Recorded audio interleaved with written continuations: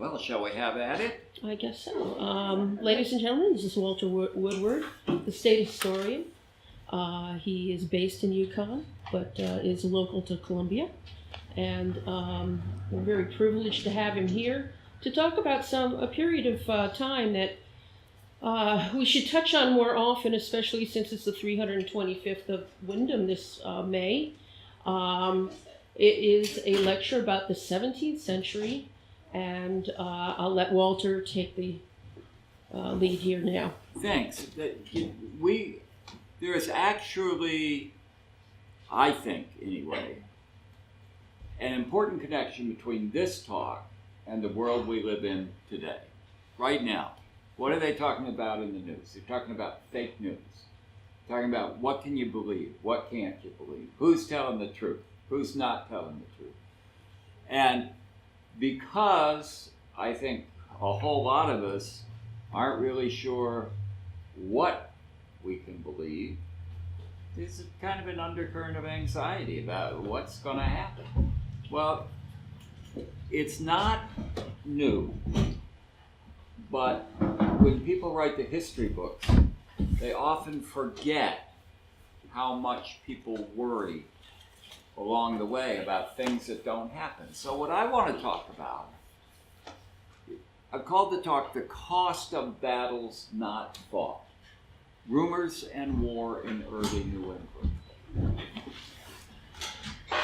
And I'm going to bring it from right back to the beginning of Connecticut in the 1630s. Before I'm over, we'll be up to the American Revolution. And then we can use our imaginations to take it forward to the world of post-election 2017. So here we go. Studies of war often seem to focus on a few essentials. Causation. Why did they fight? Conflict. Where and how did they fight? And outcomes. Who won and what happened because they did? Those questions are essential, and each of them, cause, conflict, and outcomes, can be analyzed in many richly productive ways. Still, in my study of early New England's Anglo-Indian wars, I find there's one important aspect of war that a focus on cause, conflict, and outcomes usually leads us to overlook.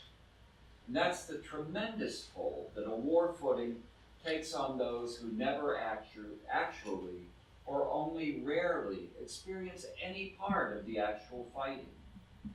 The biblical prophecy that there shall be wars and rumors of war has proved true in virtually all times and places. Yet we almost always focus on the wars and not on the rumors. I want to think with you today about the rumors and how to incorporate their impact into our understanding of conflict. And my argument is this, that the greatest expenditure of resources, human, material, and psychic, in many conflicts, is exerted by people defending themselves from things they fear will happen, but don't. Yet these ancillary costs are often forgotten, and that makes war seem far less a drain on our capacities than it actually is. So let's begin this look at the cost of battles not fought with the start of one that was. The Connecticut colony's May 1st, 1637 order to launch an offensive war against the Pequot Indians. Tensions between the colonists and Pequots had been escalating dramatically for over a year, but Connecticut's declaration of war came in direct response to an attack that happened 380 years ago exactly tomorrow. An attack by a force of 200 Pequot and Wangunk warriors on Weathersfield, the smallest of the 3 Connecticut plantations. 6 English men and 3 women had been killed in the surprise attack, and 2 young girls taken captive. Stunned by the assault, Connecticut declared war and quickly fielded a force of 90 English militia, commanded by Captain John Mason, an experienced veteran of the Dutch wars. Most historians' accounts of the Pequot War focus on the battles that followed. The story is, for the most part, clearly told. Within 2 weeks, a combined Massachusetts and Connecticut, Mohegan and Narragansett force killed some 400 to 700 people at a fight at Mystic Fort. Stunned by the carnage, the Pequots abandoned their homeland, but they were defeated again in July in a swamp battle near present-day Fairfield, Connecticut. The Pequot leader, Sassacus, escaped the swamp, but the sachem was found and executed by Mohawks and Mohegans in New York. By August 1st, 2 months after it was declared, the Pequot War was effectively over, at least for the historians. Today, though, I want you to consider with me the lasting effects that attack on Wethersfield had on that town and others like it far removed from the actual fighting. For them, the Pequot War lasted much longer, was much more uncertain, and far more terrifying than the historians' accounts show. Because these towns, even those towns far removed from the fighting, lived for more than a generation, actually for more than a century, in fear of attacks that never came and for which they felt terribly ill-prepared. Theirs is a story of unremitting vulnerability caused by hunger, mistrust, history, and most important, the tremendously persuasive power of rumor during the war and all the years after. Hunger made the attack on Wethersfield an attack on every English town. One of the most significant and least known facts about the Pequot raid is that it took place just as the English planting season was getting underway. The 2-year period leading up to the conflict had been a time of dearth and desperation all over New England, and especially so in Connecticut. A 3rd year of poor harvests threatened to undermine the whole New England project. The Pequots understood this, which is why they attacked Wethersfield during the late April planting, and why 8 of the 9 English people they killed were out working in their fields. To underscore further the threat they posed to food security, the Pequots at Wethersfield also killed 20 cows and a mare. English colonists always felt, and they were, most vulnerable to attack when working in the fields. Yet in the spring of 1637, that was where they desperately needed to be.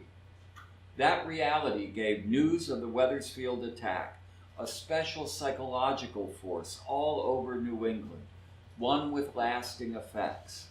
What we plant, one English farmer reported that year, is before our doors, little anywhere else.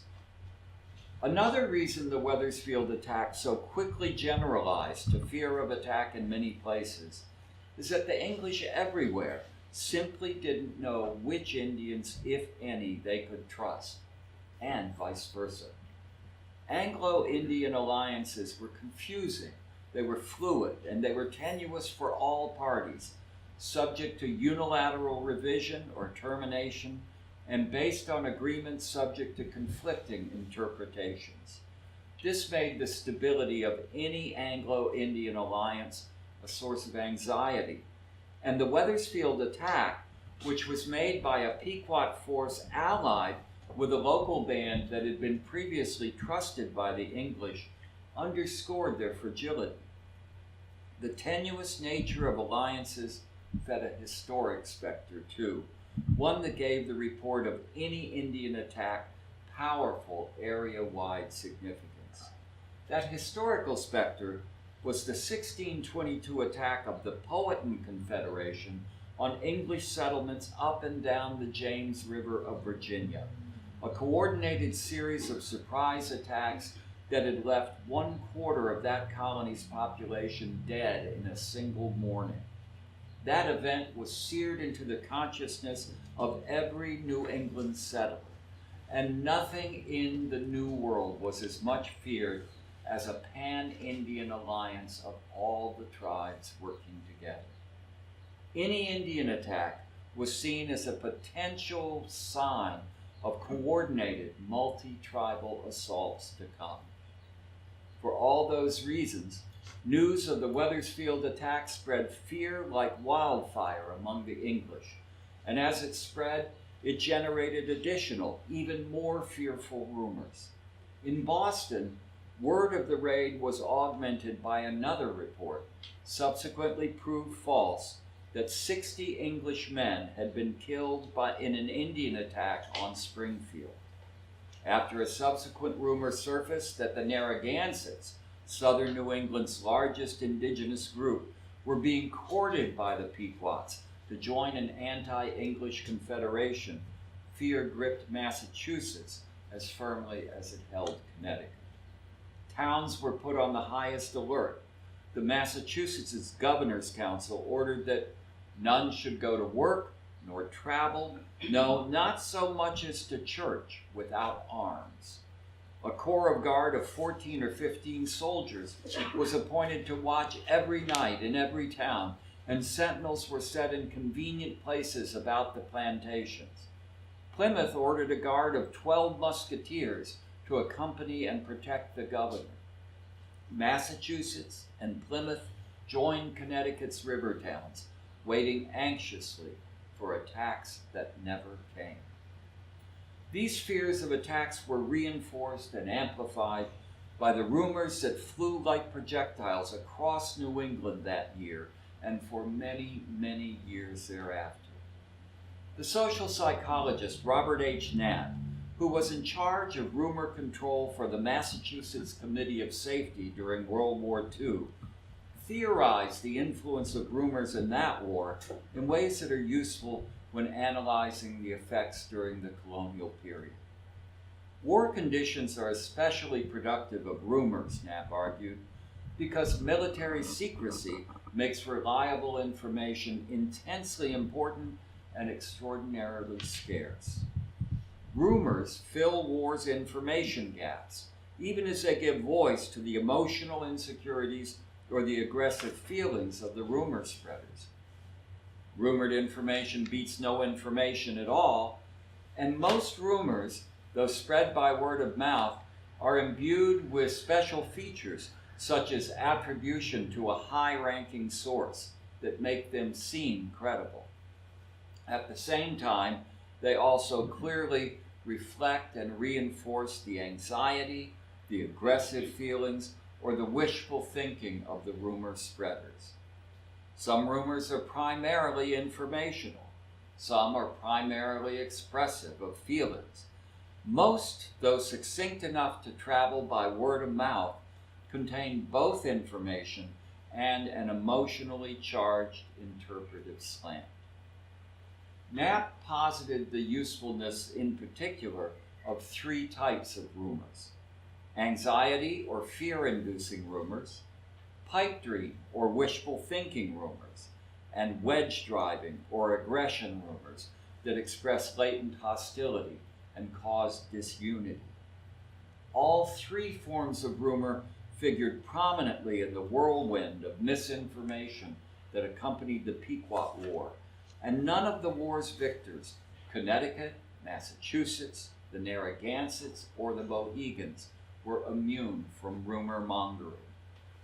Roger Williams, the Massachusetts exile at Providence Plantation, was a frequent reporter of Pequot War rumors. Between May 1637 and the summer of 1638, Williams passed along 35 rumors he gathered from English leaders, native chiefs, and a cast of characters in transit. 8 of those rumors were the kind that fed colonists' darkest fears. And they reinforced expectations of attack, such as that there'd been a far greater slaughter than the Wethersfield attack at the English plantations in Connecticut, or that the Pequots have entered into a league with the man-eating Mohawks. A lot of times when people hear about the man-eating Mohawks, they laugh, think it's funny, but at the time, English people had witnessed acts of ritual cannibalism for which the Mohawks were well known, and they saw that as being man-eating. And which made the Mohawks the most feared of all the New England tribes.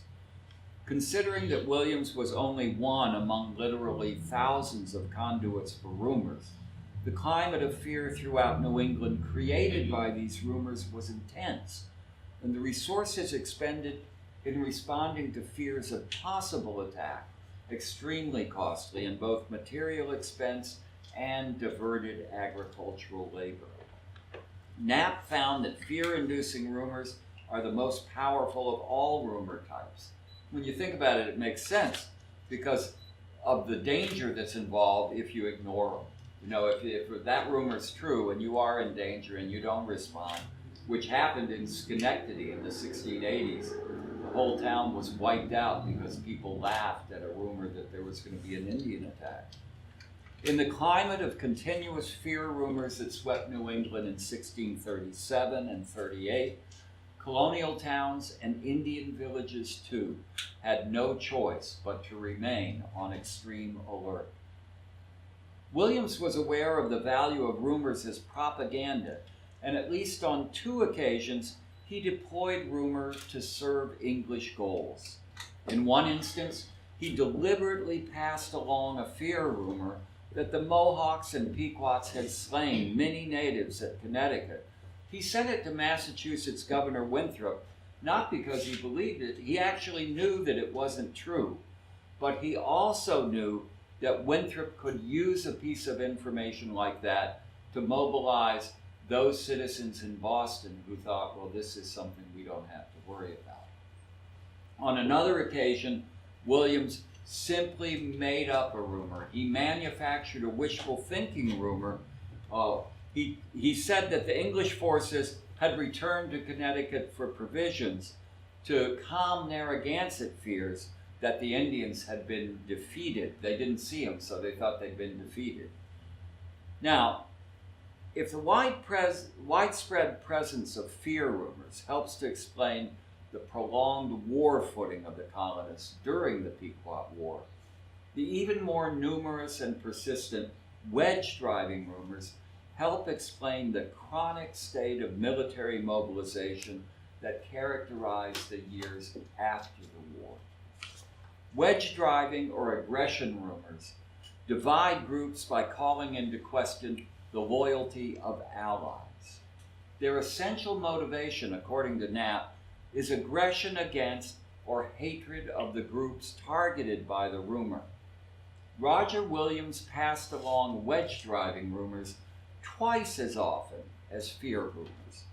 21 of his reports contain information reflecting negatively on one or another of the Pequot War allies, compared to 8 of those exclusive fear-inducing reports.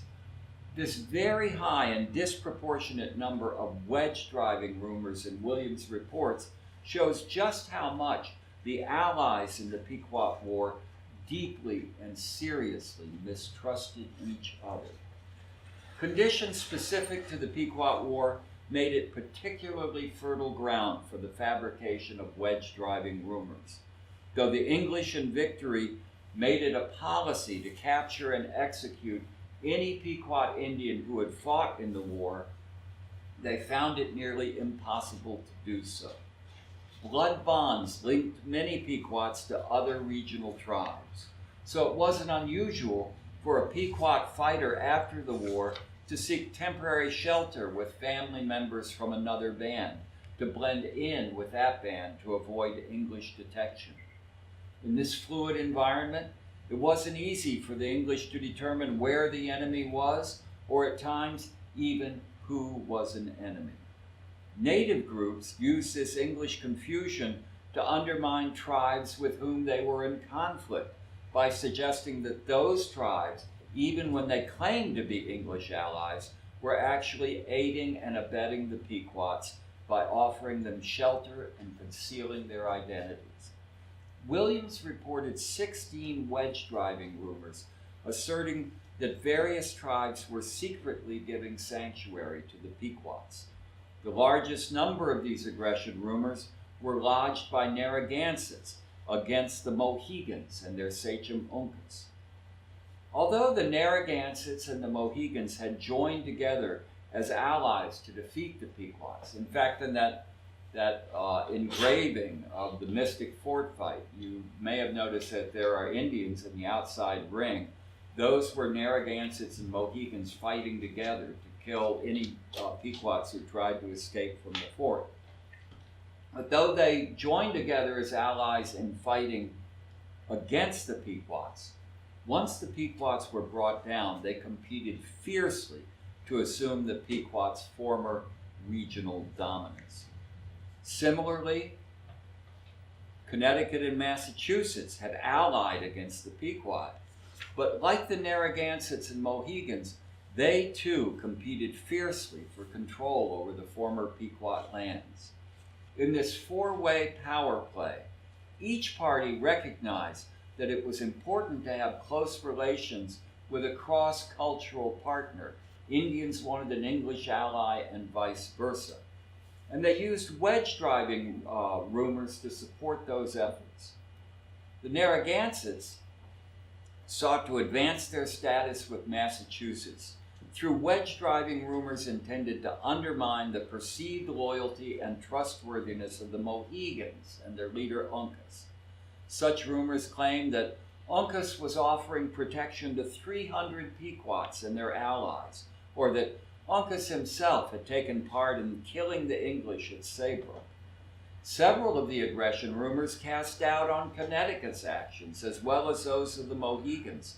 Williams reported, among other things, that Connecticut officials were accepting mighty bribes of wampum from Uncas, and that Connecticut knowingly allowed him to harbor a Pequot who had killed and tortured Englishmen.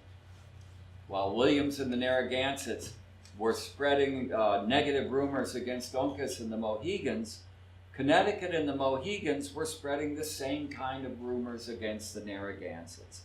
Reports from Connecticut claimed that the Narragansetts had offered sanctuary to a large number of refugee Pequots, and that their leader himself was plotting to kill the Connecticut interpreter, Thomas Stanton. Massachusetts wasn't immune from spreading wedge-driving rumors either. The Bay Colony's rumor-mongering, however, seems not to have been targeted at Indian tribes as much as directly at the colony of Connecticut. In a blistering letter John Winthrop received in 1638, and I got to tell you, I have read thousands of 17th century letters. I'm a colonial historian. This is the most angry single letter I have ever seen. It's 7 pages long, and every sentence it just burns off the page. It's from Thomas Hooker, the Reverend, writing from Hartford. And he is accusing Massachusetts of having waged an aggressive, concerted, coordinated rumor campaign to discourage new settlers from coming to Connecticut, an act that would have wiped out the colony. Massachusetts had told potential Connecticut settlers, among other things, to go anywhere, be anywhere, choose any place, any patent, Narragansett, Plymouth, only go not to Connecticut. Their upland will bear no corn. Their meadows are nothing but weeds, and the people are almost starved. And what made that so angering to Hooker is that there was an element of truth in it. They had been hungry for a long time. Hooker's letter underscores the intensity of the distrust and competition between the two English colonies that was a consequence of the Pequot War and its aftermath. We often think about the colonial period in terms of Indians and English, but that's far too simple. The English competed with each other, and all the Indians competed with each other, and everybody looked over their shoulder. You know, it's sort of like politicians in Hartford. Just say it. The net effect of Indian and English rumor campaigns and the mistrust they simultaneously reflected and engendered was this. Though the outcome of the Pequot War was decisively determined in the summer of 1637, 2 months after it started, there would be no real peace in New England for the next 35 years. In fact, for the next 135 years. No one, Narragansett, Mohegan, Connecticut, or Massachusetts, fully trusted any of the other parties, nor did the tribes and colonies with whom these four intermingled. Relations among them all would be fluid and strained, and frequently punctuated by rumor-prompted crises which triggered widespread alerts and or led one or more parties to put fighters actually out in the field. These chronic states of hypervigilance, of towns and villages on alert, and ad hoc military mobilization were costly, a drain on psychic energy, on labor, and economic activity for both natives and English. The colonial era in New England was a time of wars and rumors of war, and both were important. Our future histories of this period would be better served, I believe, if we incorporate into them the cost of battles not fought, as well as the ones that were. Go forward with me now 100 years from the end of the Pequot War to this town. What I talked about happening in 1637 in Pequot continued all the way through King Philip's War and then into the beginning of the 1700s and into the French and Indian Wars and through the American Revolution.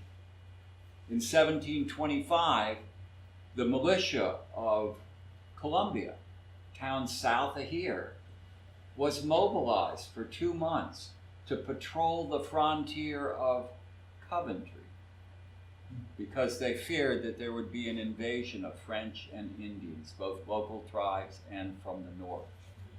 And 25 years after that, there was an event that is still deeply kind of reflected in the identity of this town. In fact, if you look across the street when you go out, you'll see the symbol of that story that is it's the iconic symbol of the town. It's the story of the Battle of the Frogs.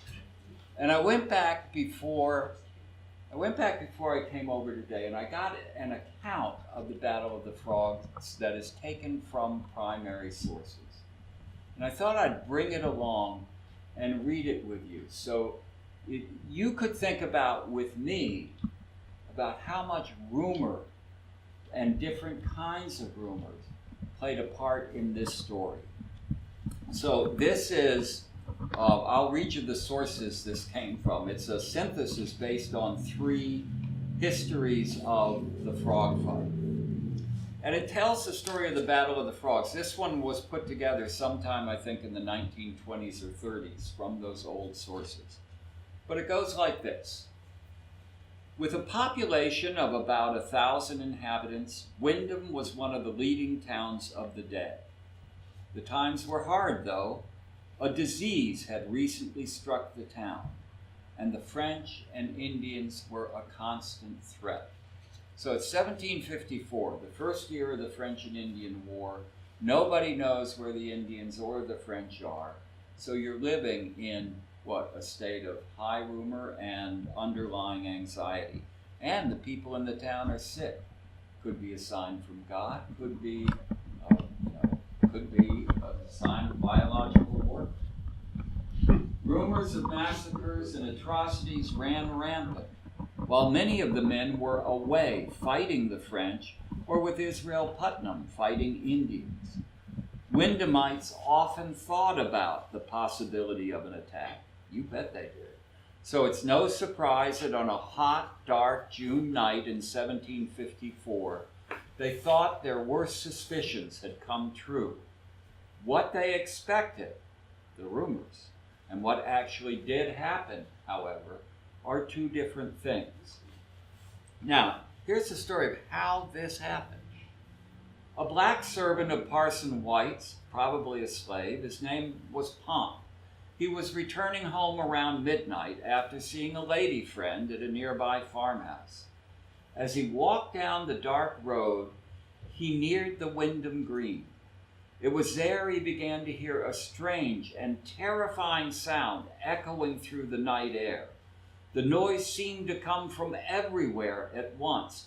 Pomp rushed home to awaken his master, shrieking all the way.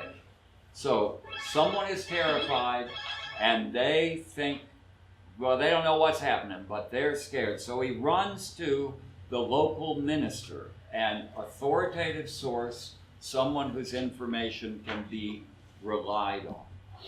Parson White then proceeded to sound the alarm, waking those who had not already been aroused by this awful sound or by the screaming of Pomp. As the noise continued, most thought it was an Indian ritual. They were dancing the war dance, and by morning they would surely all be dead. So you've got a frenzy of fear going. People began running about. Women shrieked, children cried, and men prepared for battle as the strange and mournful sound continued. A makeshift ragtag army, the people who were left because the able-bodied men were off fighting, assembled on the green. Men were running about armed with pitchforks, knives, clubs, and old swords, while a few actually had guns. Confusion and fear swept the village as the Windhamites listened and waited. Now the rumors begin to spread. Some claim to have heard the savages calling, "We'll have Colonel Dyer, Colonel Dyer, Colonel Dyer. Elderkin too, Elderkin too, Elderkin too."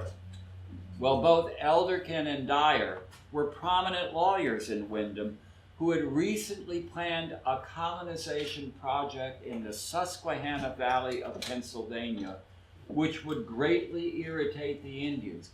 What Indians? The Indians in Pennsylvania. That old fear of that pan-Indian alliance where all the Indians get together to wipe out the Europeans is, it's embedded in this story. It's something people lived with. This scared the townspeople even more. Many claim to have distinguished Indian chants and drums among the noise. Good for that. Others said there was nothing on earth that could make such an outlandish commotion and contended that it could only mean one thing. It is the Judgment Day, and nothing could be done to save them except prayer. They waited and waited, expecting that they would all be dead by morning, but the savage army never appeared.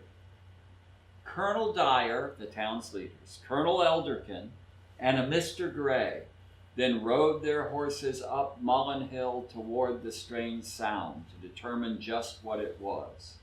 As they approached a small pond, they found that this was the source of the commotion. Some reports contend that the three actually fired shots toward the pond. Whatever happened that night is not clear, but what they found were thousands of dead and dying frogs, some still making their war cries. No one is sure why the frogs died, something to think about on Earth Day.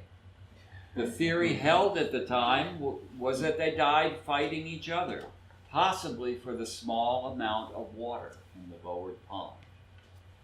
When the three men returned and reported their find, the townspeople were humiliated. Some were pleased, some were mad, some turned it off with laughter, and some would never hear a word about the thing thereafter. Some vowed that if the devil himself should come, they would flee him, and if a frog they ever met, pretend not to see him. Although the area did not have a newspaper at the time, the story quickly spread from town to town, and you can imagine the story picked up new information as it went, because it's a new kind of rumor, right? Spreading across the land. And Windhamites became the butt of jokes, and lawyers in particular were harassed with the bullfrog story. serves them right. Even the clergy couldn't help but laugh, as indicated in this early reference, and so on. So, and now, today, we have the Frog Bridge, we have the frogs in front of Town Hall, and it's a, it is a testament. It's a testament to the creativity of this town. It's pretty cool. But it is also a testament to the lasting power and importance of rumor. And if we ever lived in a time where rumor is affecting people, it's now. Because time's uncertain, and nobody likes change, nobody likes uncertainty. And I guess the only, if there's any lesson in this, it's just that to kind of wait for that things most often work out, that the worst rumors are usually not true. Heaven help us if they are. So that's my story. There is rumor that if you go outside, because we had so much fun here, they'll have a carnival going. And we can play. But thank you so much for coming out. I was afraid the sun would be out and we'd all want to be outside.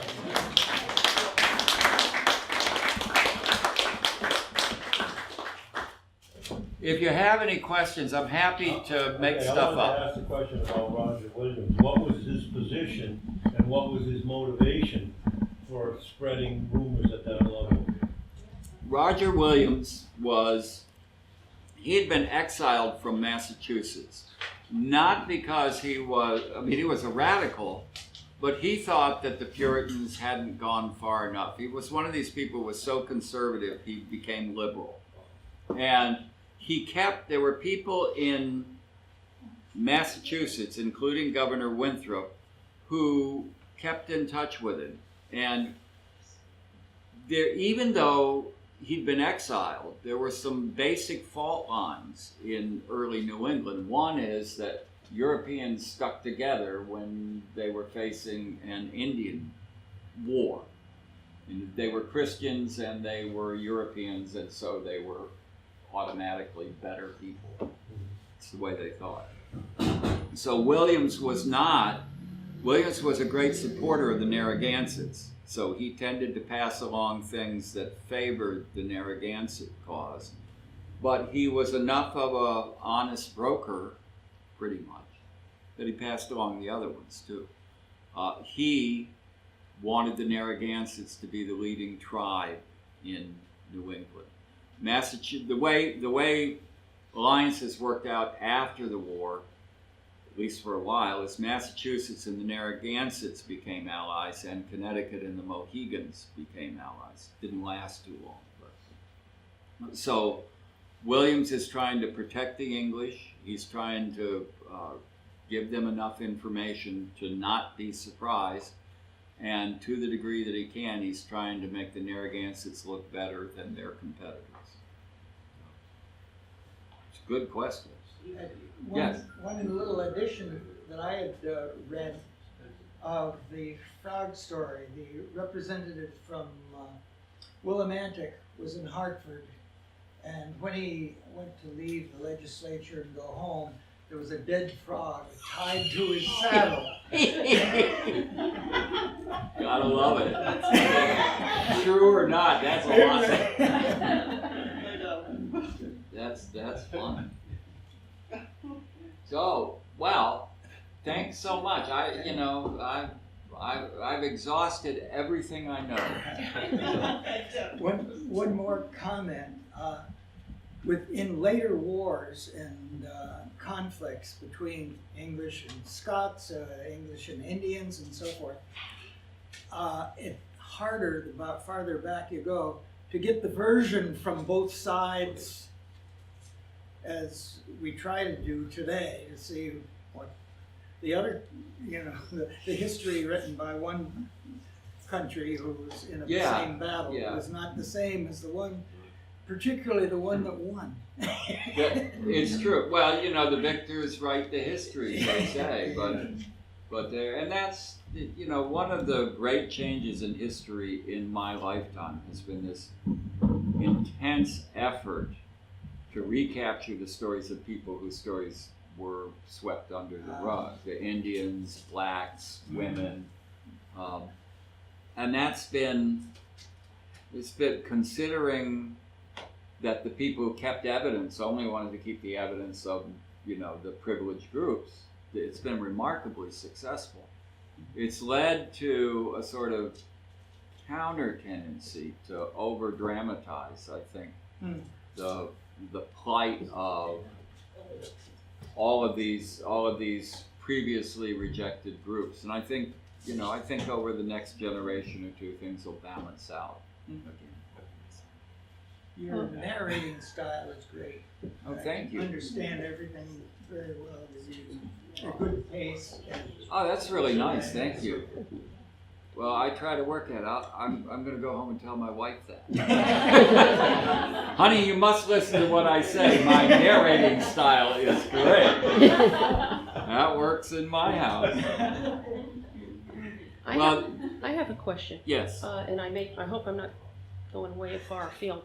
I've read about a Reverend John Eliot, in that he had villages of Indians he was converting, yet when this whole crisis came that they wanted to wipe out everybody, not the Indians, but the Boston people wanted them out. Oh. They just totally ignored that these Indians had been converted and were living peaceably in villages. It's the old story. This is a great example of the negative effects of rumor. After the Pequot War in 1637, there was no peace for 40 years. Things festered. And in 1675, the Narragansetts, it's one of the great ironies, the Narragansetts were able to get all of the tribes in New England except the Mohegans and the Pequots to go to war against the English. And they almost succeeded. It was called King Philip's War. Before King Philip's War, one of the things the English had tried to do after the Pequot War, and this John Eliot, who was a minister in Massachusetts, had more success than anyone, was to convert the Indians to Christianity. Their logic, they did it in a two-step process, because they believed that no person could become a Christian who wasn't what they called civilized. That means the Indians had to adopt English style dress, clothes, farming methods, essentially give up their culture and mimic English life as they became Christians. In order to help the Indians make this huge cultural adjustment, they set aside and created what we call praying towns. They call them praying towns too, which were towns, little settlements around Massachusetts that became the home to Indians who were adopting Christianity. When King Philip's War broke out, all of these praying Indians, they were called, became suspect, because it was that old story. Can you really trust them? What if they have spies in their midst? What if in this mosque there's a radical Islamic terrorist, right? I mean, this is not a fear that we're immune from or that doesn't affect us. It was exactly the same thing. So the people of Massachusetts, as the attacks got worse, I mean, King Philip's War literally almost succeeded in driving the English into the sea. And the outcome was in doubt right up to the very end. The worst Indian attacks happened in 1676, just before the war ended, when they killed Philip. To protect themselves from a possible fifth column of praying Indian attacks, they took the praying Indians and they, just as we did in World War II to the Japanese in California, they interred them. They took them all and they put them on an island offshore Boston called Deer Island. And they essentially left them there with little food, no protection from the winter. And the Boston Harbor is no place to go through a winter. Hundreds of Indians died, maybe thousands in that captivity. And these were the ones, the horrible part is, these were the people who had made the deal. I want to become like you. Yeah. There is a wealth of information, King Philip's wars and so forth, and settlements in the Echoes of Old Thompson. Yep. It's put together by the Historical Society in that's Dudley, terrific. Connecticut. If anyone gets a chance to get a copy of it, be able to read it, I don't think there are any more available. I do have one myself. But there's very big wealth there, Well, and it's interesting. These wars, and they were wars, were probably the most dangerous and violent conflicts ever fought in this area. And we don't know anything about them. Virtually nothing about them anymore. The people who lived here in the early 1900s, who were the great-grandchildren of the ones who fought in it, they knew the stories. They remembered, and they wrote them down in the old town histories. I love to read those 19th century histories. They are the best for somebody who studies early New England like me. They're my best primary sources. So, I was shocked to find that that in 1725 in Columbia they were mobilizing people to protect the frontier at Coventry. It just sounds crazy, and then you realize how different that world was. Yeah. Well, is that the monument that's over near Kingston and at the end of Yes. the King Philip War? Yep. Up from, I think up from 3. Mount Hope. Yeah. Yeah. Yeah. King Philip's. There's There's a thing called the Great Swamp The Fight Great in Swamp Fight. King Philip's War That's the too. one you're thinking of. I'll come around. Me So, too. That's the one you're thinking of. That's Up the Route Great 3, Swamp up War. 3. What's that? Up Route 3. Yeah, Near that's Kingston? the one there. Yeah, it's actually not on the site of the fight, but that's. That's where that monument. It keeps people away from the site of the fight. Yeah, well, they do. Actually, the Narragansett Indian tribe still, they don't control that portion where the actual fight was anymore. It's actually state land. But they do try to keep you out of there. You can actually see where the fort was if you go into the swamp. Yeah. It's a Well, long road. Yeah. I know as a state historian, there's a lot of concern and interest in these old 17th century battlefield sites because a lot of them are on private property and they haven't been excavated. They haven't been, they have a lot of information that historians and archaeologists would really like to have. And if people go out there with metal detectors and start poking around and finding stuff, it could destroy the opportunity to ever capture that information. So, and since it's private property, if you're on a battlefield site and you own it, go for it. It's yours. So. I've actually been to about 80% of the sites in the King Philip's War. I got a book that tells you where every single one of them are. Cool. Yeah. So it has maps and everything. It shows you where everything took place. It is. I mean, it is hard.